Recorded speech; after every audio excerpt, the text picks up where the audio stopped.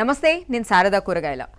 ఈరోజు మనం మాట్లాడుకుంటున్న టాపిక్ ఏంటంటే వెయిట్ రెడ్యూస్ అవ్వాలి అని అనుకునే వాళ్ళు క్రేవింగ్స్ని ఎలా కంట్రోల్ చేసుకోవాలి అనే టాపిక్ మనం మాట్లాడదాం ఈరోజు. యాక్చువల్గా ఏమవుతుందంటే వెయిట్ రెడ్యూస్ అవ్వాలి అని అనుకునే వాళ్ళు డైట్ కొంచెం చేంజ్ చేయాల్సి వస్తుంది. కాబట్టి మన మైండ్ ఎప్పుడు ఏం చెప్తుందంటే అలవాటు అయిపోయింది కాబట్టి ఒక డైట్ తినడం మనకి, అది తిను ఇది తిను, లేకపోతే జంక్ ఫుడ్ అని బిర్యానీనో లేకపోతే చికెనో మీకు ఏది ఇష్టమైతే అది తినాలని చెప్పి కీప్ ఆన్ మనకి బ్రెయిన్ మెసేజ్ పంపిస్తూ ఉండడం వల్ల మనకి అదే తినాలని అనిపిస్తూ ఉంటుంది. సో ఈ క్రేవింగ్స్ని ఎలా కంట్రోల్ చేసుకోవాలనేది మోర్ ఇంపార్టెంట్. అందరూ ఏం చేస్తారంటే డైట్ స్టార్ట్ చేసేస్తారు. ఆ డైట్లో అందరికీ తెలిసిన విషయమే, డైట్లో ఏంటంటే అందరూ రా వెజిటబుల్స్ తినండి అంటే పచ్చి కూరగాయలు తినండి అని చెప్తారు, లేకపోతే సబ్స్టిట్యూట్స్ రైస్కి బదులు రోటీ తినమని చెప్తుంటారు.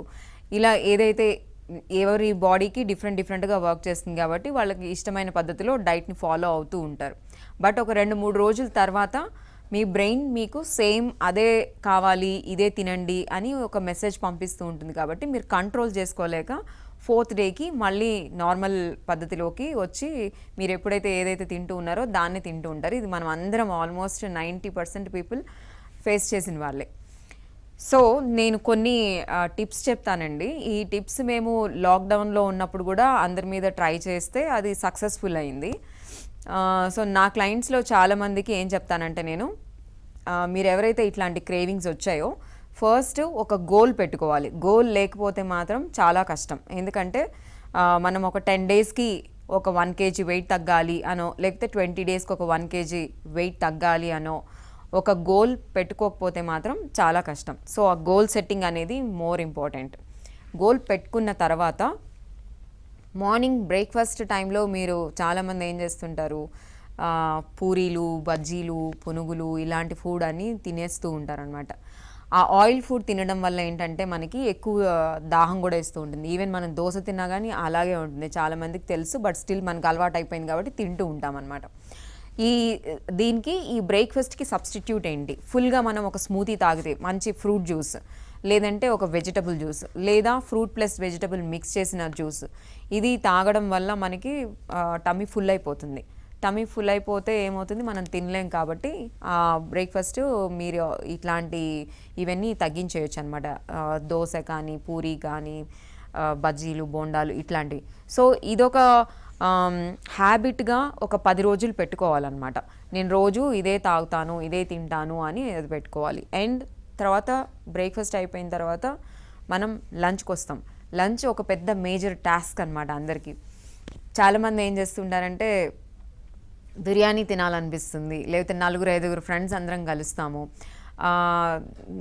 ఈజీగా దొరికే ఫుడ్ అండ్ అందరం కలిసి తినాలనుకునేటప్పుడు బిర్యానీనే గుర్తొస్తుంది, ఆ ఫ్లేవర్కి తినాలనిపిస్తూ ఉంటుంది.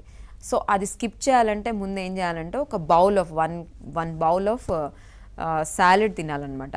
సాలెడ్ ఏంటంటే మొత్తం రా వెజిటబుల్స్, దానిలో కుకుంబర్స్ ఉండొచ్చు, క్యారెట్స్ ఉండొచ్చు, బీట్రూట్స్ ఉండొచ్చు. మీకు ఇష్టమైన ఏ వెజిటబుల్ మీరు తినగలుగుతాను అని అనుకుంటే ఆ వెజిటబుల్ అంతా ఒక బౌల్, అదే క్వాంటిటీ ఆఫ్ బౌల్ని ఈ 10 డేస్ మీరు ప్రాక్టీస్ చేయాలి, తినాలి.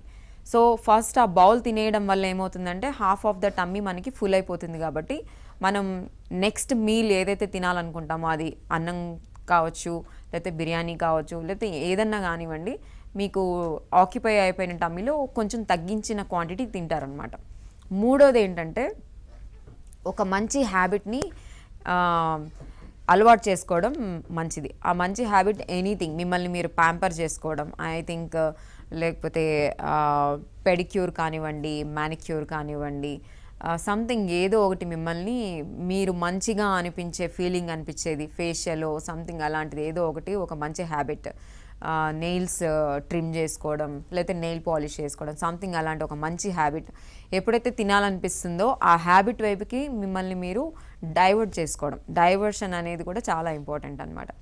ఇంకోటి ఎక్సర్సైజ్కి ఒక టైం పెట్టుకోండి. ఇప్పుడైతే 24/7 జిమ్స్ వచ్చాయి. మార్నింగ్ చేయలేదు, లేవలేను అనుకునే వాళ్ళు ఈవినింగ్ చేయొచ్చు. అట్లా మీ టైంని బట్టి ఎక్సర్సైజ్ మస్ట్ అండ్ షుడ్. అది యోగా కావచ్చు, లేకపోతే something any other activity, swimming, ఏదైనా ఒక యాక్టివిటీని అలవాటు చేసుకోవడం మంచిది. ఈ 10 డేస్ ఇవన్నీ మీరు ఫాలో అయ్యేలాగా మీకు ఒక గోల్ పెట్టుకోండి. ఒక లిస్ట్ మనం టైం టేబుల్ ఎలా వేసుకుంటాం ఎగ్జామ్స్ అప్పుడు మార్నింగ్ ఇంటికి లేచి ఇట్లా అవుతాం, ఇలా చదువుతాము, ఇలాంటివి ఉంటాయి కదా. సో ఈ డైట్కి కూడా సేమ్ టైం టేబుల్ ఫాలో అవ్వాలి 10 డేస్. అండ్ ఇంకోటి వచ్చేసి ఏంటంటే లంచ్కి డిన్నర్కి మధ్యలో మళ్ళీ మనం ఏదో తినాలనిపిస్తుంటుంది. అందరూ ఈవినింగ్ ఆఫీస్ టైంలో కాఫీ అనో టీ అనో బయటికి వెళ్ళడం, మళ్ళీ అప్పుడు ఏదో ఒక స్నాక్స్ తినడం అలవాటు అయిపోయింది కదా. సో ఆ అలవాటుని కూడా మనం స్కిప్ చేయాలి అంటే ఏం చేయాలంటే ఆ స్నాక్ టైంలో కూడా ఒక హెల్దీ స్నాక్ తినడం అలవాటు చేసుకోవాలి. మళ్ళీ హెల్దీ స్నాక్ అనగానే జంక్ ఫుడ్ కాదు, సేమ్ మనకి రా వెజిటబుల్స్ తినాలంటే ఒక్కొక్కసారి బోర్ వచ్చేస్తుంది, పొద్దున కూడా తిన్నాం కదా అనేసి. అందుకని సాయంత్రం పూట సంథింగ్ ఏదైనా ఒక స్మూతీ ఫిల్ అయిపోతుంది అనమాట టమ్మీ. అలా మైండ్ని కూడా మనం ట్యూన్ చేసుకోవాలి. Everything depends upon our mind set only. మనం మన మైండ్ని ట్రైన్ చేసుకున్న దాన్ని బట్టే మీరు సక్సెస్ఫుల్గా ఈ 10 డేస్ డైట్ని మీరు ఫాలో అవ్వగలుగుతారు, లేకపోతే అవ్వలేరు. కంపల్సరీ ఈ గోల్ని మీరు సెట్ చేసుకోవాల్సిందే. సో డిన్నర్ టైంలో ఏం చేసాం, పొద్దునంతా నేను చాలా కష్టపడి డైట్ చేశాను, ఈ డిన్నర్ ఏదో ఒకటి అనకుండా ఫుల్గా తినేస్తే హ్యాపీగా నిద్ర వస్తుంది అని చెప్పి మనకి చెప్తూ ఉంటుంది మైండ్, ఎందుకంటే మనకి అలవాటు అయిపోయింది కదా అట్లా అనేసి. సో డిన్నర్కి ఏం చేయాలంటే చాలా లైట్ ఫుడ్, ఒక పపాయ మొత్తం తినేయచ్చు, లేకపోతే మీరు తినగలిగితే ఒక ఫుల్ వాటర్ మెలన్ తినేయచ్చు. ఇవన్నీ ఏంటంటే ఫుల్ అయిపోతాయి, మనకి స్టమక్ ఫుల్గా ఉంటుంది కాబట్టి మనకి ఇంకా వేరే థాట్ రాదనమాట.